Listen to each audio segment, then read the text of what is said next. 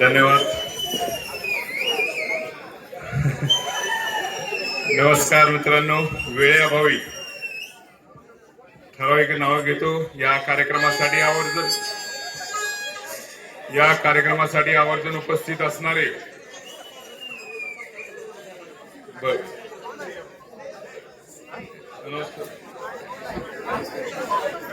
खटाव तालुका आडके खासदार अमोल कोल्हे साहेब, त्याचबरोबर मानखटाव विधानसभा निवडणुकीत येणाऱ्या 23 तारखेला होणारे आमदार प्रभाकर घारगे साहेब, त्याचबरोबर या मानखटावचे किंगमेकर प्रभाकर देशमुख साहेब आणि या व्यासपीठावरील उपस्थित सर्वच सन्माननीय आणि माझ्या पत्रकार बंधूंनो आणि इथे जमलेल्या कुरोलीमध्ये जमलेल्या भव्य संख्येने जमलेल्या माझ्या मतदार बंधू आणि भगिनींनो, मागच्या आठवड्यात स्वाभिमानाच्या गप्पा खूप झाल्या.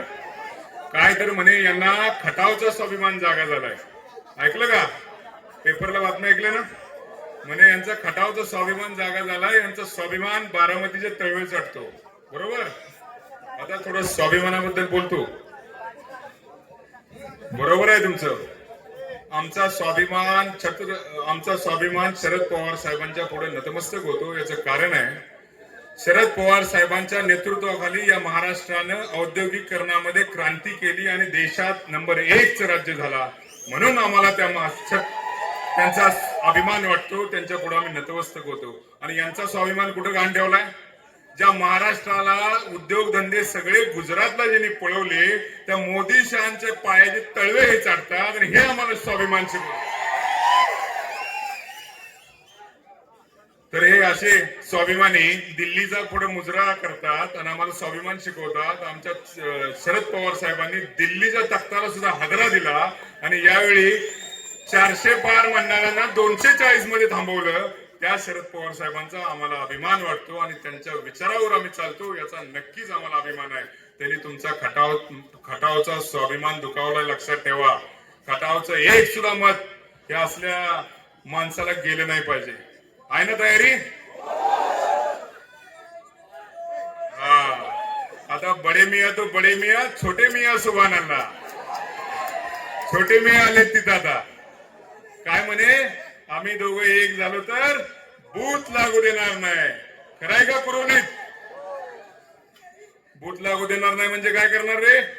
एक तर सगळं गाव त्यांच्या पाठीशी पाहिजे. घराघरात भांडणं आहेत, भावकीत भांडणं आहे, सगळं गाव एका विचाराचं होईल का? मग काय करणार ते? राष्ट्रवादी कार्यकर्त्यांच्यावर गुंडागर्दी करणार, दहशत पसरवणार.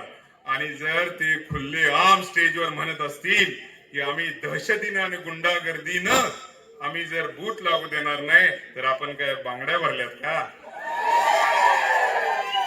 एक जरी कार्यकर्ता राष्ट्रवादीचा एखाद्या गावात असेल आणि त्याला जर त्यांनी विरोध केला बूथ लावायला, तर तिथं अभय जगताप हजर आहे म्हणून समजा. काळजी करायचं काम नाही. ही दहशत आपल्याला मोडून काढायची, एवढं लक्षात ठेवा. आणि ताकदीनं कामाला लागा. प्रत्येकानं आपलं बूथ प्लस केलं पाहिजे आणि घारगे साहेबांच्या पाठीचे खंबीरपणे उभं राहिले पाहिजे. मग शरद पवार साहेब आपल्या तालुक्याला 1 नाही 2 आमदार देणार आहे, लक्षात ठेवा. त्यामुळं प्रत्येकाने आपल्या बूथवर काम करा आणि सर्वांनी मिळून आपल्या घारगे साहेबांच्या पाठीशी खंबीरपणे उभं राहा. आणि सर्वांनी 3 नंबरला घारगे साहेबांचं चिन्ह आहे, तुतारी वाजवणारा माणूस, त्या चिन्हावर शिक्का मारा. आणि महत्वाचं, सगळ्यांचं प्रॅक्टिस करून घ्या. कारण 5 नंबरला एक चिन्ह आहे, ते फसवं चिन्ह त्यांनी ठेवलंय 5 नंबरला. त्यामुळं तुम्ही सर्वांचं प्रॅक्टिस करून घ्या आणि प्रत्येकाला ते चिन्ह व्यवस्थित समजून सांगा, एवढीच विनंती करतो आणि थांबतो. जय हिंद, जय महाराष्ट्र. धन्यवाद.